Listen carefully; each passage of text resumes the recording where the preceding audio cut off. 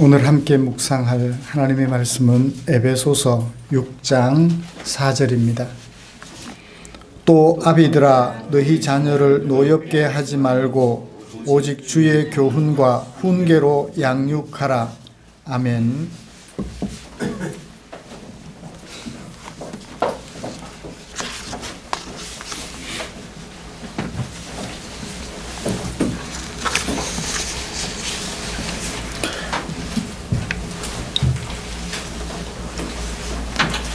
(5월은) 가정의 달입니다.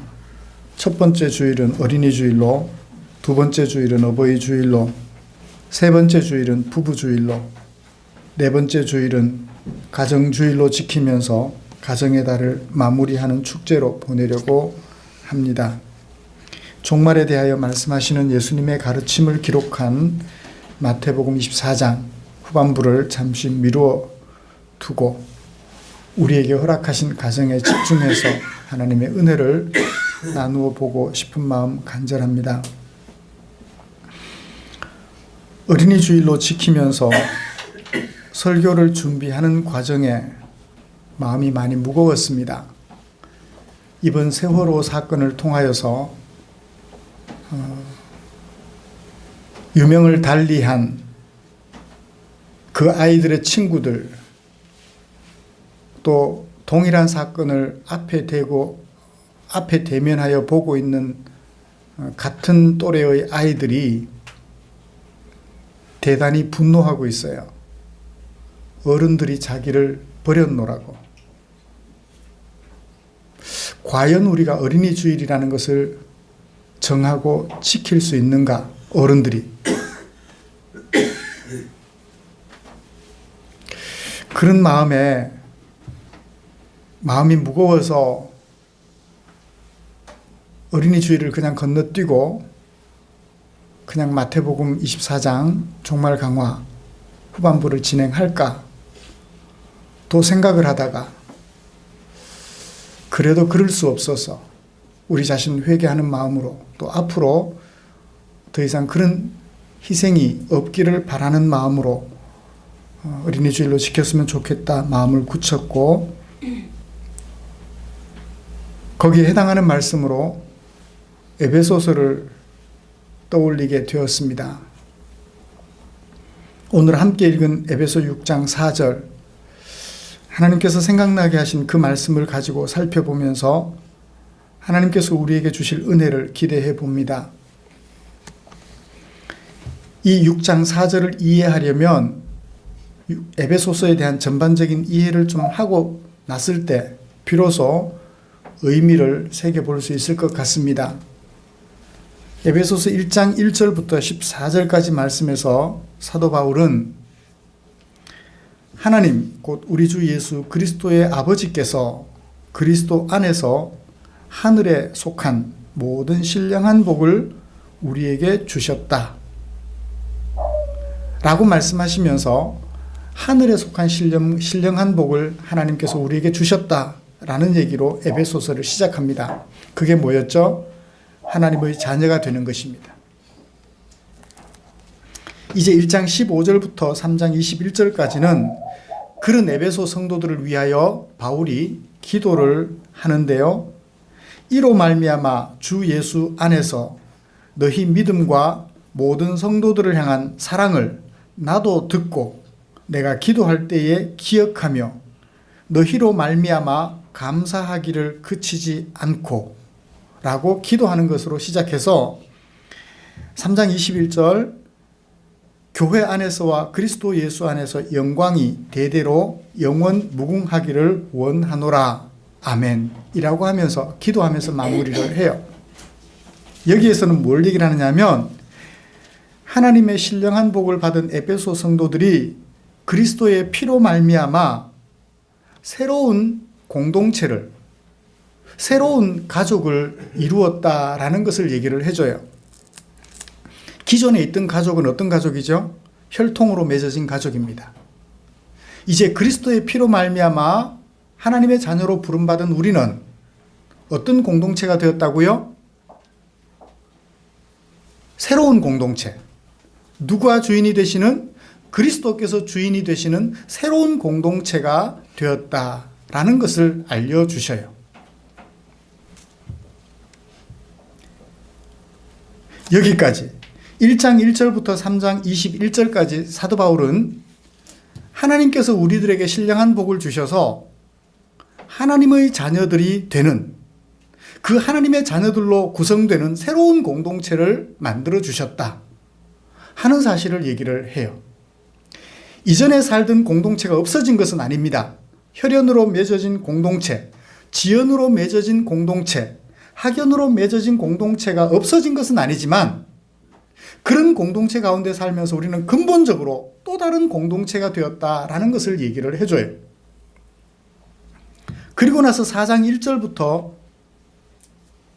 6장 마지막까지 바울은 그 새로운 공동체를 이룬 성도들을 향하여, 에베소 성도들을 향하여 권면의 말씀을 전해주고 있습니다. 4장 1절을 보시면 그러므로 주 안에서 갇힌 내가 너희를 권하노니 너희가 부르심을 받은 일에 합당하게 행하여. 새로운 공동체로 부르심을 받았으니까 앞으로 어떻게 하라? 새로운 공동체로 부르신 그 부르심에 합당하게 행하여 살아가라 하는 것을 6장 마지막 절까지 우리에게 소개를 해주고 있습니다. 그 중에 5장 22절부터 6장 9절까지는요, 아내들아 라고 하는 부분부터 시작해서 개별적인 인간관계 속에서 하나님의 자녀들이 실현해 가야 할 거룩한 삶을 소개해 주고 있어요. 개별적인 인간관계를 구체적으로 지목하여 설명해 주고 있습니다. 권면해 주고 있어요. 오늘은 이런 말씀들 중에 자녀들을 대하는 부모를 향하여 바울이 교훈하는 말씀을 담고 있습니다. 또 아비들아 너희 자녀를 노엽게 하지 말고 오직 주의 교훈과 훈계로 양육하라. 부모들이 자녀를 어떻게 대해야 할 것인지 권면의 말씀을 들려주고 있는 거예요.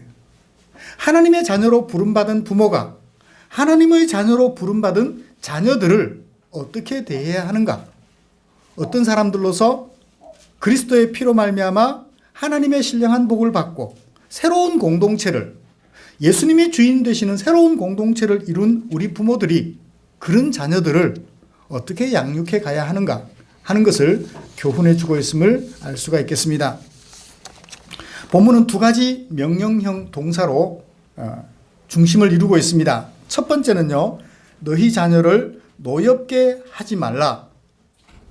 두 번째는 오직 주의 교훈과 훈계로 양육하라. 그렇게 말씀하고 있습니다. 저는 바울이 펼쳐놓고 있는 대로 두 가지 명령형 동사를 가지고 두 가지로 나누어서 오늘 설교를 하려고 합니다. 먼저 너희 자녀를 노엽게 하지 말라라고 하고 있습니다. 자녀를 노엽게 하지 말라고요? 노엽게 한다라는 말이 무슨 뜻일까요? 그냥 우리 쉽게 이해하는 대로 이해를 해보면, 쉽게 생각나는 대로 이해를 해보면 화나게 하지 말라. 자녀들로 하여금 화나게 하지 말라. 성나게 하지 말라. 자녀들의 화를 유발시키지 말라. 그런 뜻이겠죠. 여러분 가만히 생각해 보십시오. 바울이 명령하고 있는, 부모들을 향하여 명령하고 있는 이 말씀 속에 담겨있는 뉘앙스 뭘까요? 자녀들로 하여금 화를 유발시키지 말아라. 성나게 하지 마라. 자녀들이 부모에게 성내는 것을 은연중에 담고 있는 것 같죠? 자녀들이 부모에게 성을 낸다? 자녀들이 부모에게 화를 낸다? 동방예의지국 우리 한국에서 이게 가능한 일인가요? 자녀가 부모에게 노하는 것을, 화내는 것을 용인하는 듯한 뉘앙스예요. 그것을 정당하다 말하기는 어렵겠지만 화내는 것을 어느 정도는 용인하고 있는 것 같습니다. 그리고 현실적으로, 실제로 자녀들이 부모에게 화를 내고 있는 것 같고요. 만약 자녀가 부모에게 노하는 것이 용납할 수 없는 일이라면, 그죠? 자녀들이 부모에게 화내는 것이 용납할 수 없는 일이라면 부모들에게 이런 권면할 필요 있어요, 없어요? 어려운가요? 자녀들이 부모에게 화를 내는 것이 그 자체로 용납할 수 없는 일이라면 부모들에게 자녀가 화내지 않게 하라 라고 하는 명령이 필요해요, 필요 없어요? 필요 없죠. 왜요? 자녀들이 화를 내면 안 되기 때문에 화나게 하지 말라라는 말 자체가 필요가 없는 거예요. 자녀가 부모에게 노하는 것을 장려할 만한 것은 아니지만 어느 정도는 자녀가 부모에게 노할 수 있음을 전제로 하는 것 같습니다. 자녀가 부모에게 화내는 것을 어느 정도 용인하고 있는 것 같아요. 어떤 경우에 따라서는. 그렇습니다. 가만히 생각해 보십시오. 현실 속에서 부모는 자녀를 노하게 만들어요. 그리고 자녀들은 부모에게 노하고 있습니다. 이건 현실이에요. 왜 부모들이 자녀들로 하여금 노하게 할까요? 왜 자녀들은 부모 앞에서 분노할까요? 이번 세월호 사건을 통하여서 우리는 그것을 뼈저리게 느끼고 있습니다. 단원과 학생들은 물론이요, 다수의 학교를 다니는 학생들, 의식 있는 학생들이 피켓을 들고 모여서 시위를 하고 있습니다. 뭐라고요? 가만히 있으라. 가만히 있어. 라는 글 쓴 피켓을 들고 데모를 합니다. 시위를 해요. 가만히 있었습니다. 그런데 결과가 뭐예요? 죽음이에요. 어른들 말씀을 잘 들었는데, 그런데 죽어버렸어요. 가만히 있으라. 글을 쓴 피켓이 담고 있는 의미가 뭘까요? 어른들을 못 믿겠다는 거예요. 부모님들을 못 믿겠다는 것입니다. 화가 나도 보통 난 게 아니에요. 아이들로 하여금 화나게 한 것이 부모인 우리들이라는 얘기예요.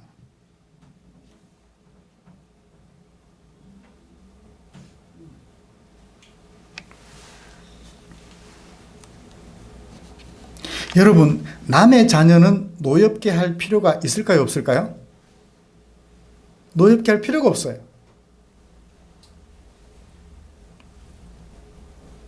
자기 자녀를 노엽게 해요. 물론 남의 자녀도 노엽게 합니다. 왜 부모들이 자녀들을, 어린 아이들을 노엽게 할까요? 어리다고 생각해요. 아무것도 모른다고 생각해요. 그 아이들은 나의 못다 이룬 꿈을 대신 이루어줄 존재로, 대리만족 수단으로 생각을 해요. 도구 정도로 생각합니다. 내가 못다 이룬 꿈을 대신 이루어줄 도구. 나의 기쁨을 만족시켜줄 존재라고 생각합니다.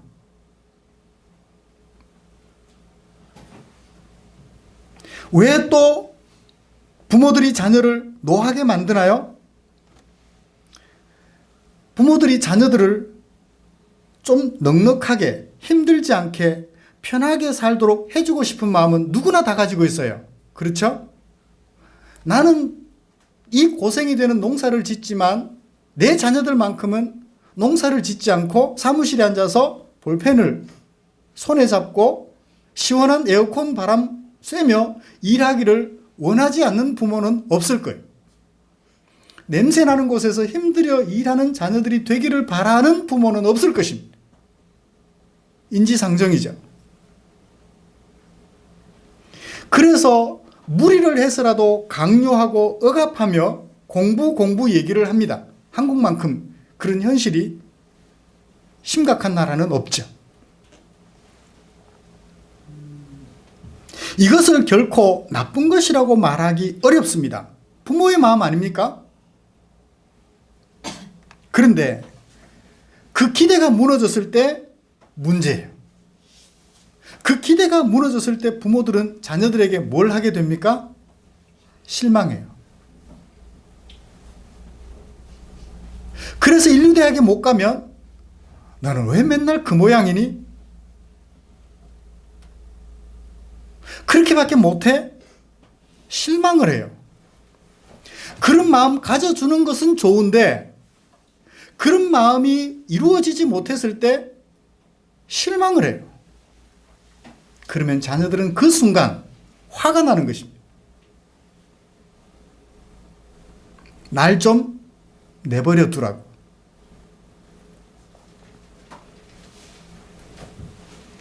이번 세월호 앞에서 아이들이 왜 분노할까요?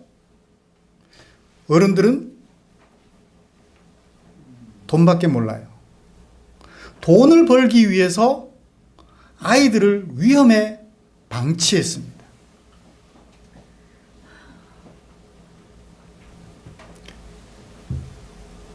내 밥벌이 수단에 다른 사람이 끼어드는 것을 용납하지 못하고 구조할 수 있는 몇 시간을 허비하고 말았습니다. 어떤 회사가 해운회사와 협약을 맺고 돈을 받기로 하고 구조하기 위하여 뛰어들었는데 민간인들이 들어와서 도와주려고 해요. 자비량으로. 그 사람들이 와서 설치면 계약을 맺은 이 사람들은 수익이 없어집니다. 즉시 구조에 뛰어들어야 할 그들이 구조에 뛰어들지 못하고 그들 보고 가만히 있으라고 얘기를 합니다. 자기들 장비가 올 때까지. 그렇게 하루를 보내고 나니 아이들은 더 죽음에 가까워졌죠.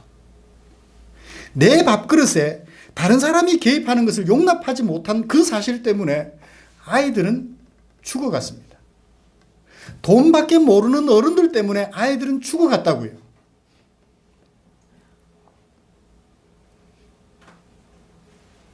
다른 사람들에게 책임 전가하는 어른들 때문에 아이들은 죽어갔어요. 후에 서서히 밝혀지고 있습니다만 그 당시 해경은 배를 들이댔을 뿐 구조활동에 거의 참여하지 않았어요. 정작 민간인 배들이 구조활동에 참여하고 있었죠. 그저 무사한 일주의를 추구하는 어른들 때문에 아이들은 분노하고 있다고요. 이와 같이 어른들은 수시로 아이들을 분노하게 만듭니다. 아이들은 그런 어른들 때문에 분노하고 있고요. 이것이 현실입니다. 왜 이렇게 어른들은 아이들을 분노하게 만들었을까요? 그 아이들은 또 어떤 존재들일까요? 누구를 분노하게 만들지 말라 얘기합니까? 주의 자녀라고 얘기를 해요. 주의 자녀를. 아비들아, 너희 자녀를 노엽게 하지 말고 너희 자녀라고 얘기를 하죠. 너희 자녀를. 너희 자녀. 너희 자녀라고 말을 하고 있는데 성경은 과연 그 너희의 자녀들, 너희의 자녀들을 너희라고 말하고 있을까요? 너희의 소유라고 말을 하고 있을까요? 아닙니다. 나와 동일하게 창세전, 어머니 뱃속에 지어지기 전 하나님께서 택하신 하나님의 자녀라고 말하고 있습니다. 내 자녀이기 이전에 그 자녀들은 누구의 자녀? 하나님의 자녀라고 얘기를 하고 있다고요. 에베소서 1장 4절입니다. 곧 창세전에 그리스도 안에서 우리를 택하셨다고요. 누가? 하나님이. 누구를요? 나를. 그리고 내 자녀를. 그뿐입니까? 그 기쁘신 뜻대로 우리를 예정하셨대요. 누구를? 나를. 뿐만 아니라 누구를? 나의 자녀를.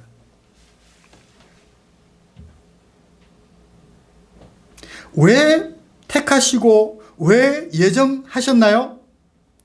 우리로, 나뿐만 아니라 나의 자녀들까지 포함하여 우리로 사랑 안에서 그 앞에 거룩하고 흠이 없는 자녀가 되게 하려고, 또 뭐 되게 하려고? 예수 그리스도로 말미암아 자기의 아들들, 누구의 아들들? 하나님의 아들들이 되게 하려고 하나님께서 택하셨으며 예정하셨다고 얘기를 하고 있습니다. 내가 못다 이룬 꿈, 그 꿈 이루어 주라고 내 자녀를 내게 허락하신 것이 아니라 하나님의 자녀가 되게 하시려고 하나님께서 내게 자녀를 출산, 양육하게 하셨다는 것입니다. 이런 하나님의 자녀를 내 자녀로 생각하고 아이들의 개성을 무시한다고 생각해 보십시다. 내가 원하는 방향으로 휘어잡으려 한다고 생각해 보십시다. 억눌림을 견디지 못한 우리의 아이들은 분노할 것이 분명합니다. 그것은 지극히 정상적인 반응이죠. 사랑하는 성도 여러분, 지금까지 우리가 생각해왔던 자녀에 대한 생각과 바울이 우리에게 들려주는 우리의 자녀들에 대한 생각을 비교해 보셨습니까? 내가 생각하는 어떤 목적을 달성하기 위하여 도구로 사용되어지는 존재, 내 만족을, 내가 미처 얻지 못한 만족을 대리로 만족시켜줄 어떤 존재, 내 소유물, 그런 정도로 생각했다면 우리의 아이들은 분노할 수밖에 없다는 것입니다. 그들은 누구인데? 하나님의 자녀인데, 하나님 앞에서 하나님께 영광을 돌리기 위하여 거룩하고 흠없게 자라가야 할 하나님의 자녀들인데, 내 만족을, 내가 못다 이룬 얻은 만족을 대리 만족시켜줄 존재로 생각하거나 도구로 생각하거나 내 목적 달성하는데 도구로 생각하고 있다면 그것은 분명 우리의 자녀들을 분노하게 하는 일이다. 그래서 오늘도 자녀들은 우리 부모된 우리들에게 분노하고 있어요. 화를 내고 있어요. 날 좀 내버려 두란 말이야. 여러분의 자녀들은 여러분들을 향하여 이렇게 절규하고 있지 않는지 오늘 깊이 생각해 보시기를 간절히 소원합니다. 노하게 하지 말라라고 명령한 다음 대안을 제시해 줍니다. 어떻게 하면 자녀들을 노하게 하지 않을 수 있는지 그 대안을 우리들에게 제시해 주고 있는데요. 무엇인가요? 주의 교훈과 훈계로 양육하라. 그렇게 말씀하고 있습니다. 내 뜻대로, 내 생각대로, 내 만족을 대리로 만족시켜 줄 수 있는, 내가 못다 이룬 만족, 욕구를 대신 만족시켜 줄 수 있는 아이로 생각하지 않고 진정 하나님의 자녀로 키워만 가면 더 이상 노하게 하지 않을 수도 있다는 것을 우리들에게 가르쳐 주고 있습니다. 어떻게 해요? 주의 교훈과 훈계로 양육하면 자녀들이 노하지 않을 수 있으며 부모와 자녀들은 공히 하나님 앞에서 어떻게 커갈 수 있다고요? 하나님의 자녀로, 거룩하고 흠없는 하나님의 자녀로 아름답게 세워져 갈 수 있다고 얘기해 주고 있습니다. 먼저 교훈과 훈계라는 이 두 단어를 잘 살펴봐야 될 것 같아요. 그렇죠? 자녀들 하여금 노하지 않게 할 수 있는 주의 교훈과 훈계라는 것을 잘 생각해 봐야 되겠습니다. 양육하다, 이 말은 우리가 분명히 잘 압니다. 식물을 심어놓고 싹이 자라면 어떻게 해요? 영양분을 줘야 되죠. 영양분을 주면, 물을 주면 이 식물은 무럭무럭 자라갑니다. 자녀들도 그런 것 같아요. 성장할 수 있도록 신체에 필요한 영양분을 공급해 줘야 돼요. 엄마가 젖을 물려주죠. 그렇죠? 부모가 함께 일을 해서 얻은 수익으로 아이들에게 영양분을 공급해 줍니다. 그뿐만 아니라 살아가는 데 필요한 삶에 필요한 지혜들, 학문들 공부시켜 줍니다. 이렇게 장성하기까지 키운다, 성장을 위하여 영양분을 준다라는 것이 양육의, 하나님의 백성으로서, 하나님의 자녀로서 성숙한 자녀가 되도록 가르쳐주는 교육, 이것을 양육이라고 말을 하는데 무엇으로 양육해야 돼요? 교훈과 훈계로. 누구의 교훈? 주님의 교훈과 훈계로서 라고 얘기를 하고 있습니다. 어떻게 양육할 것인가? 교양이라고 먼저 얘기를 하고 있죠. 교양. 이 교양이라는 말의 원뜻은 이런 의미를 가지고 있습니다. 영어로 번역하면 nurture라고 하는데요. nurture. 널저가 아니고 nurture. nature도 아니고 nurture. nature는 뭐예요? 태어나는 거예요. 자연적인 것, 천성적인 것. 부모에게서 뭐 혈액형 타고나잖아요. 이게 천성적인 거예요. 천성적인 것에 반해서 조금 다른 의미를 가지고 있어요. nurture. 비슷한 발음인데 다른 뜻을 가지고 있습니다. 어떤 뜻이냐면 훈련의 의미가 강해요. 교훈이라는 말, 교양이라는 말로 번역했는데 사실은 교양이라는 말보다는 훈련으로서, 주의 훈련으로서 양육하라. 주의 훈계로서 양육하라. 그렇게 번역하는 것이 오히려 더 이해하기 좋은 것 같습니다. 교양이라 그러니까 뭔가 다른 게 있는 것 같은 느낌. 아니에요. 훈련이라는 의미를 강하게 가지고 있습니다. 천성적인 것이 아니라 훈련으로 되어지는 것. 그런데 훈련으로 되어지는데 무엇으로? 주의 훈련으로 라고 얘기를 하고 있는 거죠. 예를 들어보면 베드로의 경우가 그런 경우예요. 제자들과 함께 이야기를 하다가 예수님이 말해요. 너는 오늘 나를 3번 부인하리라. 베드로가 뭐라고 말하죠? 절대 그런 일 없을 겁니다.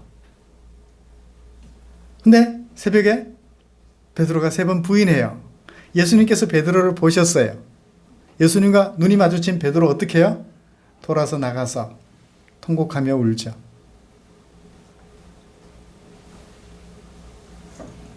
그런 베드로가 마지막에 어떻게 됩니까? 설에 의하면 십자가에 거꾸로 못 박혀 죽으면서 순교를 당하면서까지 복음을 지켜내는 사람으로 서게 되죠. 훈련이란 바로 그런 것입니다. 기다려주는 거죠. 이게 주의 훈련이에요. 처음부터 완벽할 수 없습니다. 하나씩 하나씩 실패와 성공을 반복해 가면서 그 후에 바울을 만났습니다. 유대인들과 함께 식사를 나누고 있다가 이방인들과 함께 식사를 나누고 있던 중에 바울이 들어왔어요. 어떻게 하죠? 심뚝따고 그들과 함께 식사하지 않은 것처럼 바울이 베드로를 야단칩니다. 이방인들과 함께 식사하는 것이 뭐가 문제가 되느냐고. 분명한 지식은 가지고 있었지만 삶의 실제 현장 속에서 그것을 온전히 적용하지 못하기도 합니다. 뭐가 됐었어도? 사도가 됐었어도. 그런데 마지막에는 주님이 십자가에 못 박혀 죽으셨는데 어찌 내가 주님처럼 바로 못 박혀 죽을 수 있느냐. 나를 거꾸로 못 박아다오. 거꾸로 십자가에 못 박혀 죽었다는 얘기까지 들려요. 그 후에 다른 사도들을 보셔도 그렇고요. 자기를 믿는 사람들을 죽이러 가는 사도 바울. 그런 바울을 변화시켜서 자신의 평생을 바쳐 복음을 전하는 자로 키워가는, 기다려주셨던 예수님의 모습을 생각해 보게 됩니다. 주의 교양, 주의 훈련으로 양육하라는 얘기는 그런 의미를 가지고 있는 것 같습니다. 기다려주는 거예요. 기다려주는 것입니다. 단번에 이루어질 수 없음을 알고 그가 성숙해져 갈 때까지 기다려주는 거예요. 근데 마냥 기다려만 주면 될까요? 아무것도 하지 않고 마냥 기다려만 주면 알아서 클까요? 그렇지는 않은 것 같습니다. 무엇으로? 주의 훈계로. 여기 훈계라는 말은 경고와 권면의 의미를 가지고 있습니다.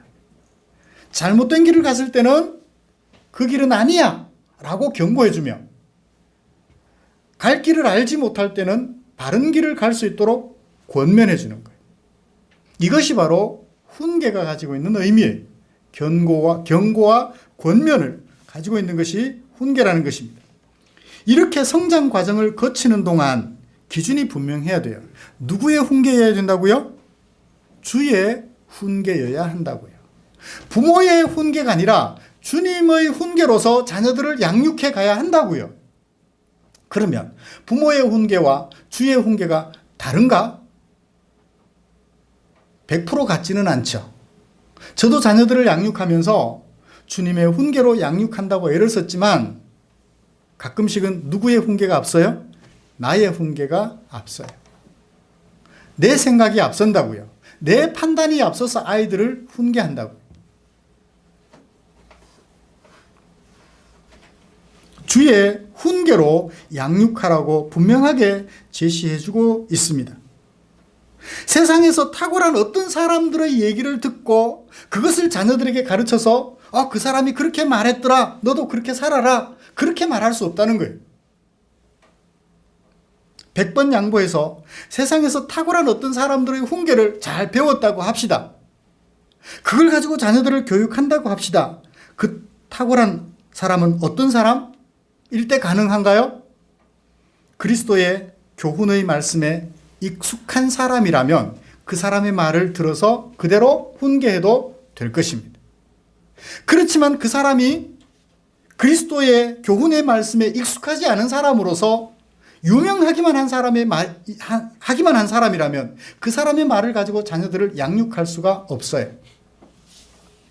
세월호 사건 앞에서 어떤 고등학생 자녀를 둔 학부모가 모 스님에게 물었어요. 이 사건 앞에서 우리가 어떻게 해야 됩니까?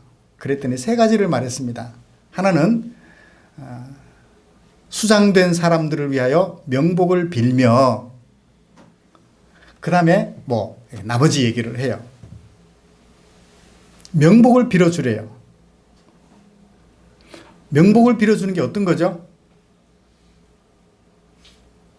그분이 굉장히 유명하신 분이세요. 불교 쪽에서는 유명한 분이세요. 명복 빌어주는 게 어떤 거죠? 이미 죽었지만 다음 생에 강아지나 개미로 태어나지 말고 사람으로 태어나서 다음 생에서는 행복하게 살기를 빌어주는 게 명복 아닌가요? 맞죠? 그게 명복이에요. 근데 우리는 다음 생애에 태어나는 게 있어요, 없어요? 없어요. 그냥 지금 하나님의 사람이듯 죽음으로 흙 속에 잠시 쉬고 있다가 하나님과 함께 쉬고 있다가 예수님께서 재림하시는 날 예수님과 함께 다시 부활해서 하나님과 함께 영원히 사는 거예요. 다시 사람으로 태어날까 안 태어날까 그거 걱정 안 하셔도 돼요. 태어나는 일도 없겠거니와. 우리 그리스도인들에게는 두 번 나는 것밖에 없어요. 첫 번째 나는 것은 어머니와 아버지에게서 육신으로 남. 두 번째는 성령으로 감동으로 말미암아서 예수를 믿어 하나님의 자녀로 거듭나는 것. 이 두 가지밖에 없습니다. 죽었다가 다시 살아도 하나님의 사람으로 다시 사는 것이지 개나 개미로도 태어날 수 있는 그런 다시남이 아니라고요. 자, 그런 유명한 사람의 얘기를 듣고 우리도 명복을 빌어준다 합시다. 명복을 비는 사람이 됐어요. 그러면 돼야 안 돼요? 그런 가르침에 순종하면 큰일 나죠. 그러니까 아무리 유명하다 할지라도 그가 그리스도의 교훈의 말씀에 익숙하지 않다면 우리는 그의 훈계로 자녀들을 양육하면 안 돼요.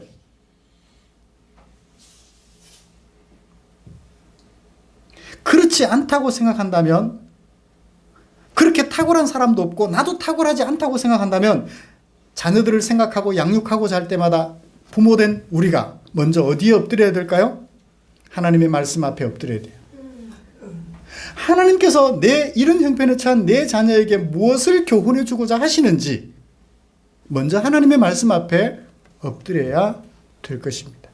내가 날마다 말씀을 묵상하지 않고 하나님의 마음을 깊이 헤아리지 못한다면 내 자녀들을 양육하는 것을 뭐해요? 잠시 보류해 두십시오. 내가 이 자녀를 지금 어떻게 양육하는 것이 하나님의 뜻인지 잘 알지 못하겠습니다. 잠시 미뤄두세요. 그것이 자녀를 헷갈리게 하지 않는 비결입니다. 그리고 나서 다시 성경 말씀을 묵상하십시오. 성경을, 하나님의 말씀을 잘 아는 탁월한 사람들을 만나서 자녀들의 문제를 상담하십시오. 그러면 그들과 상담하는 과정 속에 하나님의 마음을 알게 되고, 그렇게 알게 된 하나님의 마음을 가지고 자녀들을 다시 대하십시오. 그러면 우리의 자녀들은 주의 훈계로 양육이 되어질 것이라 믿어 의심치 않습니다. 먼저 자녀들에게 분노하기 전 너 왜 그따위밖에 못해? 그 정도밖에 못해? 라고 말하기 전 그 아이에게 무엇을 말해줘야 될지 하나님 앞에서 나 자신을 먼저 돌아보자고요.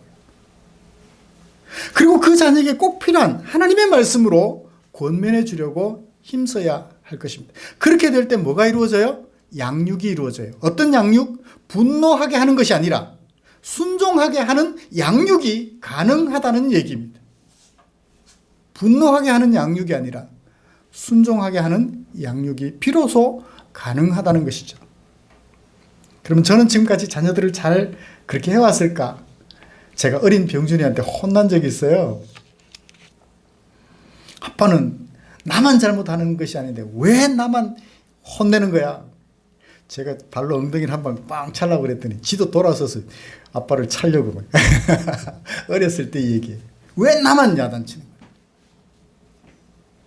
그래요. 우리는 억울한 일로 자녀들을 분노하게 만들 수 있다고. 그럴 때마다 무엇을 생각하자고요? 주님의 말씀을 쫓아서 기다려주자고요. 그리고 또 어떻게 하자고요? 주의 훈계로서, 주의 말씀으로서 그 아이들을 양육할 때 비로소 분노를 잠재울 수 있으며 아이를 하나님의 자녀로 키워갈 수 있게 될 줄 믿습니다. 그러면 가만히 있으라 라는 피켓을 들고 우리 앞에 감히 시위하지 않게 될 줄로 믿습니다. 오히려 자녀들이 부모를 향하여 웃으면서 엄마 아빠가 나의 엄마 아빠가 되어주셔서 감사합니다. 행복한 가정이 이루어져 가게 될 줄 믿습니다. 사랑하는 성도 여러분, 어린이 주일 맞아서 자녀에 대한 나의 생각을 점검해 보십시다. 자녀는 나의 소유인가요? 아니면 나와 동일하게 하나님의 자녀인가요? 하나님께서 출산 양육하도록 맡겨주신 이런 자녀들을 내가 보기에 좋은 대로 키워야 할까요? 하나님 앞에서 아름다운 자녀로 키워야 할까요? 나의 명예를 높여주는 자녀로 키워야 할까요? 하나님께 영광을 드리는 자녀로 키워야 할까요? 결론은 분명히 났을 줄 압니다. 주님의 말씀과 양육 방법을 날마다 묵상하십시다. 그래서 내게 맡겨 양육하게 하신 자녀들을 하나님 앞에서 아름다운 자녀로 키워가기를 힘쓰는 부모들이 되시기를 이 어린이 주일에 당부해 드립니다. 기도하고 마무리하겠습니다. 하나님 아버지 감사합니다. 부족한 우리에게 부부가 되어 가정을 이루게 하시고 슬하에 자녀들을 양육하여 출산하여 양육하게 하심을 감사합니다. 함께 만들어가는 이 행복, 오늘 어떻게 해야 행복을 행복답게 만들어갈 수 있는지 바울이 전해주는 귀한 말씀을 마음에 새겨 보았습니다. 하나님 아버지, 자녀들을 내 소유로 여기지 말게 하시고 내가 못다 이룬 그 꿈을 대신 이루어주는 그런 도구 정도로 생각하지 말게 하시고 하나님의 뜻을 이루어 하나님께 영광 돌리는 하나님의 자녀로 양육해 가야 한다는 사실을 마음에 생각하여 주의 말씀을 늘 묵상하게 하시고 묵상한 그 말씀을 따라서 내 자녀들을 하나님의 자녀로 양육해가는 소중한 부모들이 되게 해 주시옵소서. 그래서 우리 자녀들이 부모인 우리에게 분노하는 것이 아니라 저절로 순종하고 싶어하는 자녀들로 세워져 갈 수 있도록 하나님 아버지 부모된 우리에게 은혜를 더하여 주시옵소서. 예수님의 이름으로 기도드립니다. 아멘.